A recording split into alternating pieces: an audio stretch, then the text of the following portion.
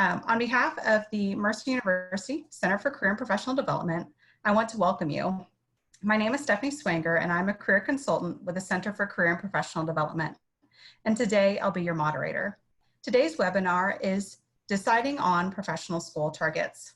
This presentation is part of the Professional Development Series, which is a joint effort between Academic and Advising Services and the Center for Career and Professional Development. Additionally, this webinar is being presented as part of the CCPD Career and Professional Development Week. At this time, participants are in listen-only mode. The webinar is expected to last for approximately 45 minutes.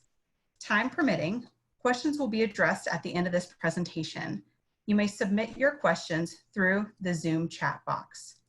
Also, this presentation is being recorded. You will be able to view this recording later on the CCPD YouTube channel. Now, I would like to introduce you to our presenters, Carol Bokros, Director of Pre-Health Professions Advising, and Courtney Honeycutt, Coordinator of Pre-Graduate School Advising. Hello. Hello. Thank you, Stephanie. I'll go ahead and get started here. What we're talking about today is how to decide on what your graduate or professional school targets are.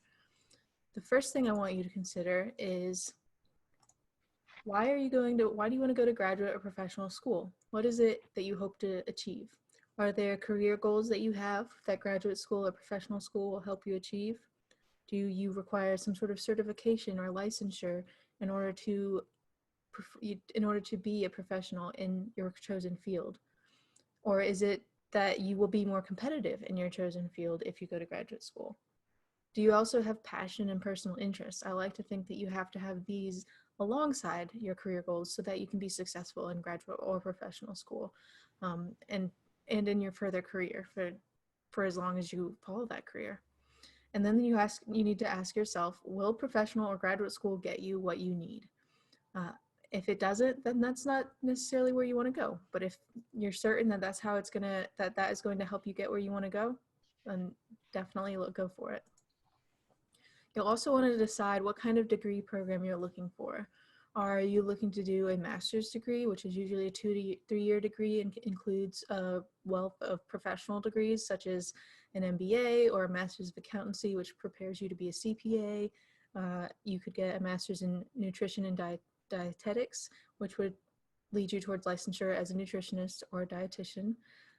And among many others. Are you seeking a PhD? That's a 5 to 7 year doctoral degree with a heavy research focus that leads you to careers in academia or in industry think tanks and research centers or in government research centers. And then finally, are you looking for a professional degree? Some of these, like I said, are included in the master's degrees, but some of them have their own separate degrees, such as an MD, a medical doctorate, or a JSD for law school, PharmD, DMD, which is dentistry school, all of those and more. And lastly, what you're going to want to consider when you're looking for programs and deciding what you want to target is, well, there's a lot of things you want to consider. The first is your area of study. You want to make sure that the school you're applying to not only is a school you're interested in, but it actually has the specific curriculum and coursework you're looking for. If you're looking for a professional field, does it have practicum or hands-on experience that you can get to work towards that field? Do they have research in your area? Make sure you check the curriculum. If you're doing a PhD especially, you're going to want to look at the faculty research areas. If you are interested in computer science and you want to go to the top computer science school, but they don't have any faculty in your area of interest, which maybe it's artificial intelligence. If they don't have faculty specifically researching in that area, even though it's the top computer science program, it's not going to be one of your top programs because you can't conduct the research you're interested in. You'll also want to make sure you meet the admissions requirements. Do you want to either meet or exceed what they expect in terms of your GPA, any standardized test scores, and any experiences they might expect you to have? If you don't know what their requirements are in GPA or standardized test scores, be sure to ask. They'll be happy to tell you if they have a minimum or what their average admitted scores were for the previous year. That way you can see what you need to aim for in terms of those standardized test scores and where you want to keep yourself with your GPA. There are a few more things I want you to think about. The reputation of the school. With medical schools, you can look this up through AAMC. You know the prominent ones, Dr. Bokros will talk to you about those. With graduate schools, you want to look at what their graduates do. At the master's and professional level, you want to see what kind of careers they have. Are they successful in their careers? And you can usually find this information from the programs, or you can connect with graduates on LinkedIn or Handshake and see how they enjoy their graduate experience and how it's helped them along the way. You could also look at what research faculty have published in the past few years. What journals are they getting their work into? How have they paired with graduate students to get that work published? That can say a lot as to the reputation of a research program. If you're doing a professional master's degree or a professional doctoral degree, you may need to make sure that the program is accredited. So nutrition has an accrediting body. So if you want to make sure that the program you're applying to meets the standards of that accrediting body, the professional standards of the field, you'll want to make sure that they're accredited. There are some other areas where this is true as well, and we would talk about that individually if you met with an advisor. You want to look at the location. I encourage students applying to graduate school to broaden their horizons, consider multiple locations, but if there's something that keeps you geographically bound or you want to see a particular region of the country, feel free to use that as part of one of your parameters. Time to degree is usually going to be more uniform, but some professional degrees have some variance. Some MBA programs are 18 months, some are 12 months. So if you're looking for that, or if you're looking for something that can be completed part-time while you work full-time, that's going to be important to you. Diversity is ever important. When you're getting a specialized degree, you don't want to have a course of the same perspectives. You want to hear from people who have different backgrounds so that you make sure that the education you're getting applies in a more diverse setting, which is what the professional world is going to be. You may look at the program or cohort size. Do you want a small program with maybe 3 to 5 graduate students even in one class so that you have that potential to have so much more one-on-one contact with your faculty member? Or do you want to be part of a bit of a larger crowd? Maybe there's 10, 15 graduate students in a class so that you don't feel like you stick out. What's more comfortable to you? That's what you want to look at. Or you might be interested in having more colleagues or more people in your cohort to socialize with and work together with in your field. You want to check out the facilities. Obviously, if you're doing research, the labs are important. If they have graduate student housing and that's important to you, you'll want to see that. Dining facilities, all of those things are important. And you want to look at the cost of the institution as well as their funding resources. Do they offer graduate assistantships to their graduate students? At what rate are their students given assistantships? Do they have internal fellowships or scholarships the department can offer? These are all good questions to ask. So when you're looking for these schools, make sure you get organized and you keep a spreadsheet or a folder of everything that you're looking at. What I have here is a link to our website where you can see the tracking sheet that I've created for you all. It's useful in keeping track of all the things you're looking for in one place. I'll go ahead and open that up for you all as well.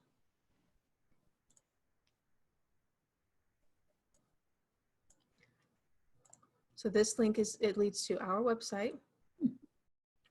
And right here, there's a bunch of resources here as well, looking for graduate schools, funding them. But right here in the middle, there's a tracking sheet that you can click and you can open this Excel file.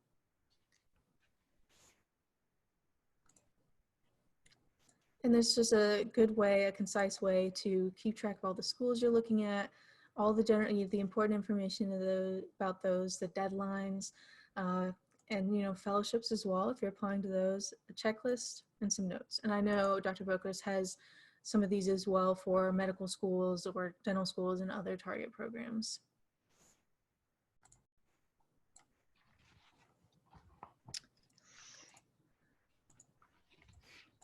Okay. And then here I'll turn it over to Dr. Bokros to talk about health professions specifically. Okay, and thank you, Courtney. This is Dr. Bokros coming at you with specific advice for the health professions, because everything that Courtney just told you is true for you, but there are some other considerations as well. So you can advance, Courtney. What I want to add is that your reasons for wanting to go into that field, whether that's medicine or dentistry, they have to be crystal clear, and you have to be able to articulate those both in writing and when you're speaking. That will be extra important for the health professions.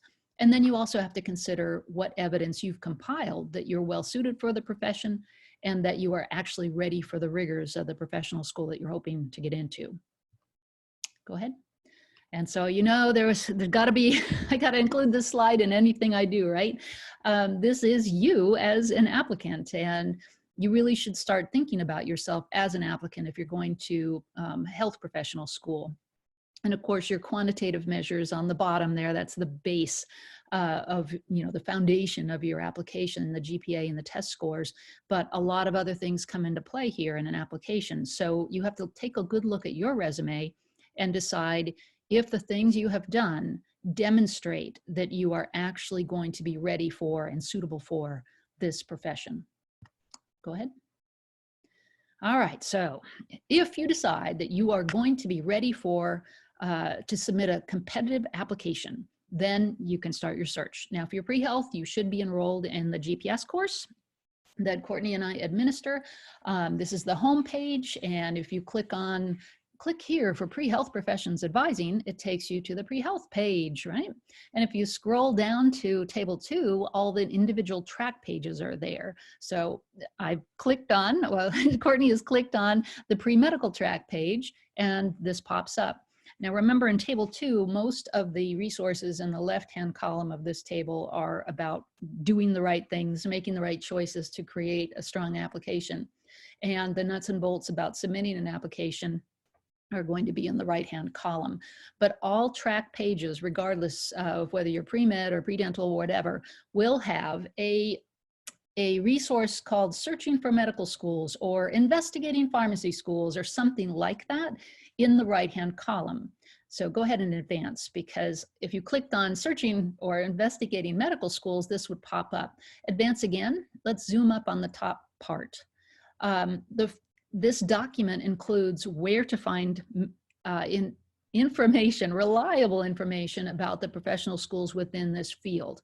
Now, if you're pre-med, you probably know there are 2 types of doctors in the US, and they're pretty much interchangeable as far as rights and responsibilities. And that's allopathic medicine with the medical doctor or MD degree, and osteopathic medicine, which is a DO degree. But DOs are not just for bones. Don't let the name fool you. Everybody should be looking at both of these types of medical degrees. So it'll tell you the reliable sources of information about the individual schools in that profession. Go again, Courtney. All right, on the bottom of that document, we'll give you a list of criteria that I think are important. And this list is very similar to what Courtney showed you earlier in this presentation, right? What is the mission? What are their academic resources? What's the tuition, et cetera, right? I think that for pre-med students anyway, you might be, well, I'm going to use Mercer as an example because it's the perfect example for us. If you come from an underserved area where there wasn't enough medical care available to all the residents, you might have this passion for becoming a doctor and serving in an underserved area. In which case, especially rural, right? A lot of our students come in from rural areas of Georgia. If you have a personal mission of getting back into a small, rural, or underserved area and serving as a primary care physician, then Mercer's mission would align perfectly with your personal mission. But to give you another example, what if you were pre-physical therapy and you had an interest in rehabilitating brain injuries? Then you would want to look at physical therapy programs. And nowadays that is a doctorate program. It's a doctor of physical therapy. You would look at DPT programs that had a larger research component or some kind of connection to a rehab facility, for instance, like the Shepherd Center, where you could get training and possibly research training as well in investigating different ways to rehab brain injuries. All right, does that make sense? All right, yeah, so back to this list. Let's see, I want to make sure I don't forget anything important for you.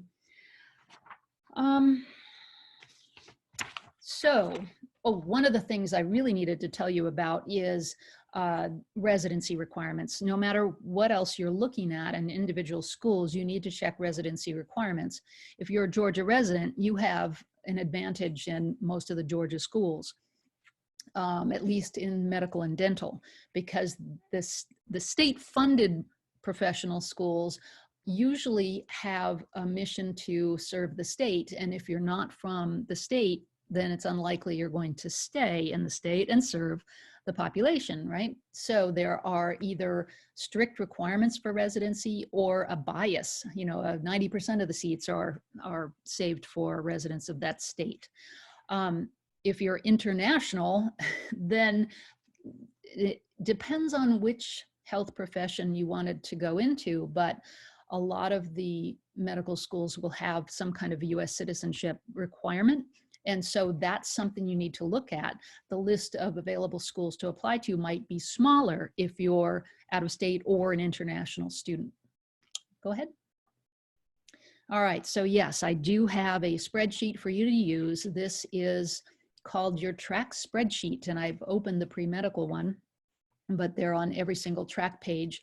And this is one way for you to keep track of, and you might notice, comparing to Courtney's, that I didn't have an application deadline, because most of these health professional schools operate through a centralized application service that is on an annual cycle. So my standard advice is to figure out which CAS you're going to use, and CAS is the abbreviation for Centralized Application Service. Figure out what that annual cycle is, and then submit an application as early in the cycle as possible, regardless of what the actual school deadline is. Anyway, so you see also I have the mean matriculant GPAs, and it's both cumulative and math science.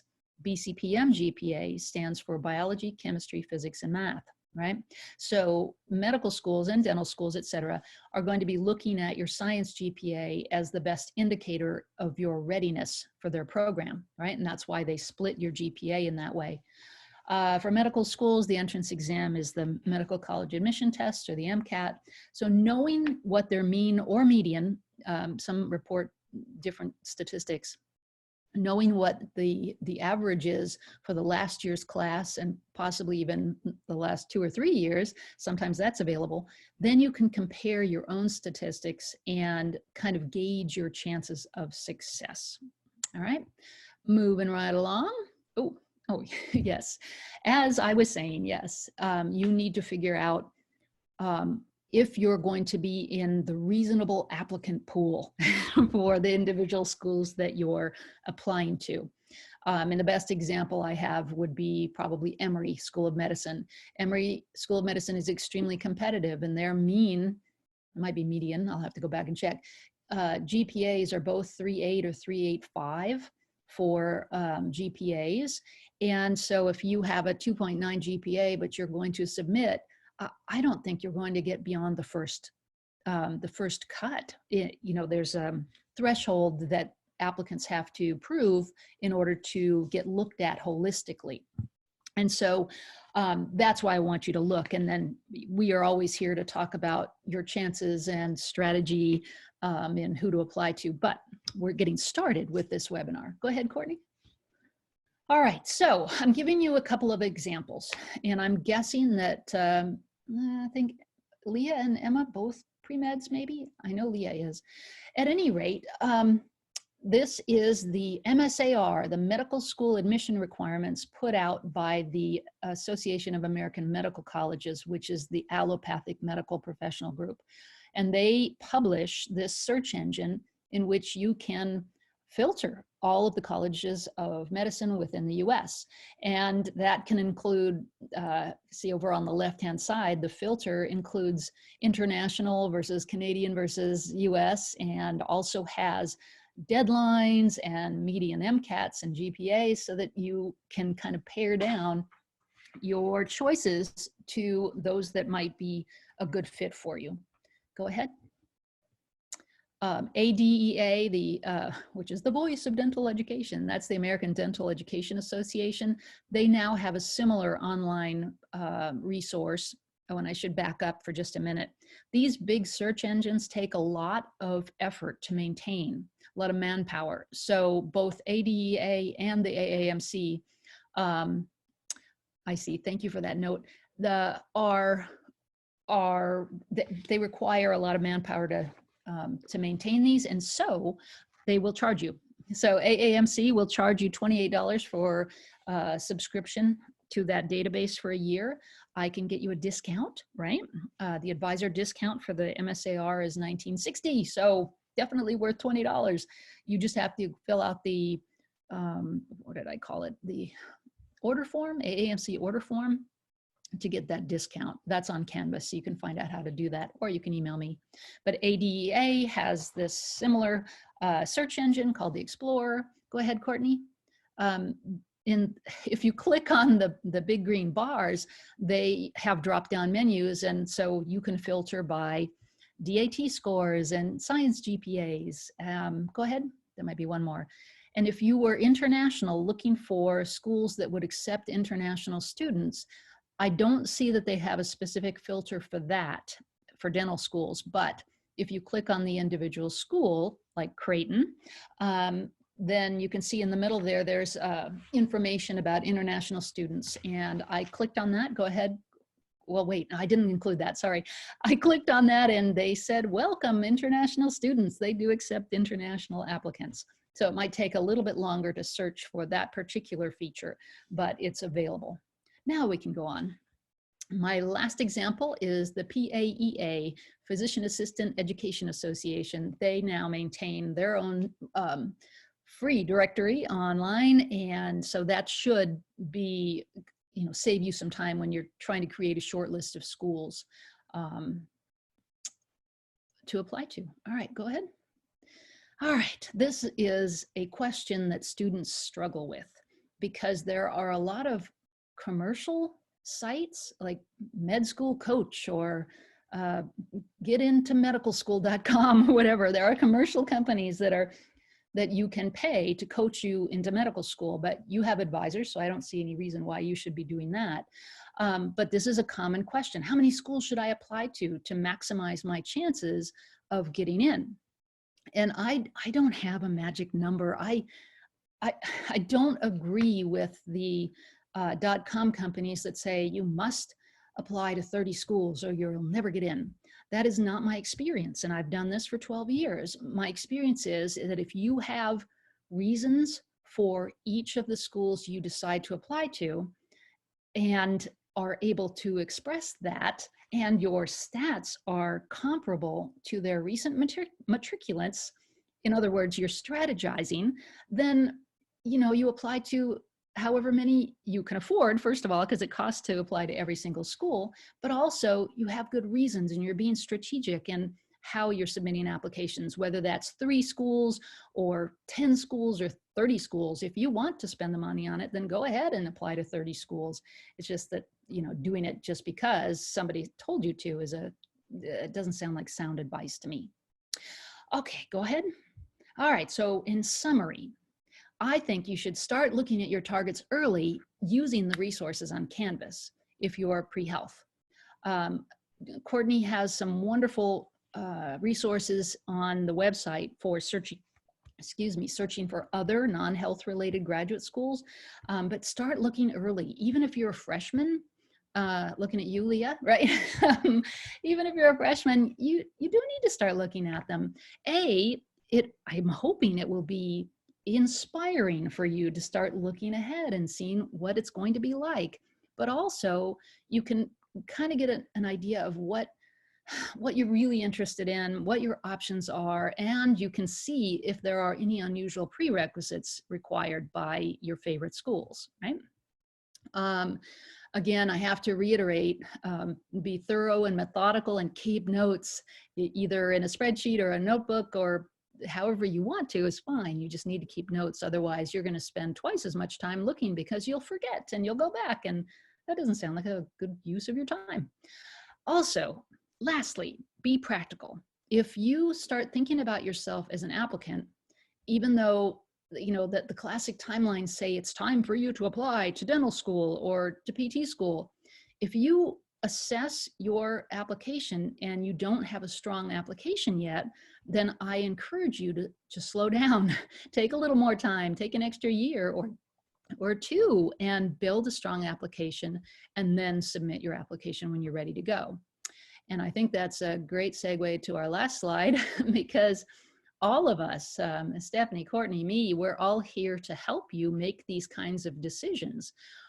So yeah, we are the wonder triplets, as we say, right? We are the professional development team that are here to help you. So do we have questions from the audience? Thank you both to Carol and Courtney for that great presentation. I'll get us started off with questions, and it's something that I hear a lot that I think would be helpful for you to answer, Dr. Bokros. Okay. As students are looking at their professional schools, and this primarily is professional schools, not necessarily graduate programs, but there might be graduate programs as pertains to, and they see the option for early decision. How does a student make the determination if early decision is right for them? And are there times that they should not consider early decision? Well, that is a great question, and I'm glad that you asked it, because for professional schools, just like for undergraduate, there is this early decision program option where you only apply to one school and you'll get an answer early, and if it's no, you can still roll into the regular application pool.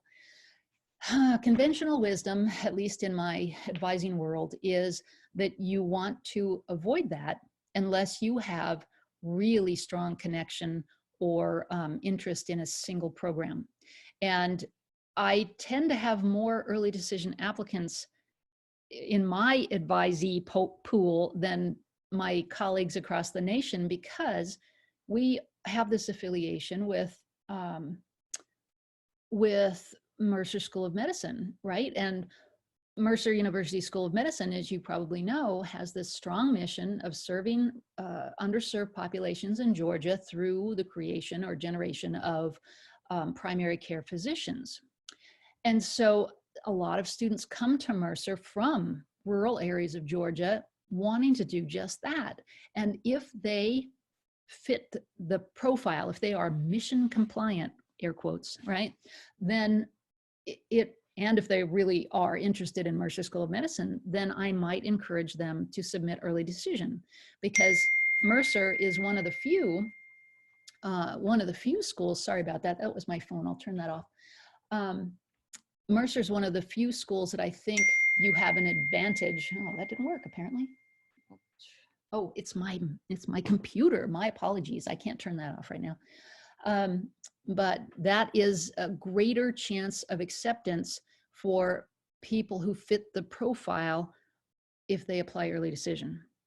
Now, if you're interested in just applying early decision to, I don't know, say Medical College of Georgia at Augusta, the bar is set higher at most other schools for early decision. And so unless there's a personal connection, you know, you've been friends with the director of admissions or somebody on the admissions committee, and you have inside knowledge of their programs and they know you and you think your chances are pretty good, then that's different. And yes, submitting an early decision is fine. But I think that in general, most students would not be looking at early decision for medical school. Physical therapy, PA, actually this year, I don't think physical therapy is actually participating in early decision for reasons that are not clear yet, but no PT school is doing early decision at this moment. But pharmacy, that would definitely increase your chances of acceptance if you commit yourself in that way. Does that answer your question? Yes, absolutely, that does. Like I said, it's a question that I get often as students are narrowing down their set of schools and trying to figure out, you know, I really like this school, but I don't want it to eliminate. So I think there's the perception that if I do early decision to one school, of course, other schools can't see my application until a later date. Yes. Until I get that early decision answer. And so am I putting myself at a disservice if I don't get into my early decision school with these other institutions? And the answer is yes. I mean, there's really no way around that. So you kind of have to weigh the pros and cons in your own personal situation. But unless there's a strong reason to apply early decision, if you don't enter, at least for medicine, if you don't enter the regular decision pool earlier than October 1st, gosh, all the schools know when they get October 1st applications what happened, that you applied early decision and weren't accepted. And that might influence their perception of you as a candidate? I don't know, because there are so many different schools and so many different admissions committee members at each of these schools. So, you know, it could put you in a disadvantage. And so if there's not a strong reason, I would not. I would just do regular decision as early in the cycle as possible. Thank you. Thank you. I am not seeing any additional questions in our chat, so I think we will conclude there. But again, so many thanks to you, Dr. Bokros, and to you, Ms. Honeycutt, for having this wonderful presentation with us today. We invite, of course, everyone to continue with Career and Professional Development Week activities, which will conclude tomorrow, and then also to continue with the Professional Development Series program that happens every Thursday at 4 p.m. with your professional development team. And so with that, I will bid everyone farewell and have a fantastic remainder of your Thursday. Thanks so much for the opportunity. Thanks, everyone.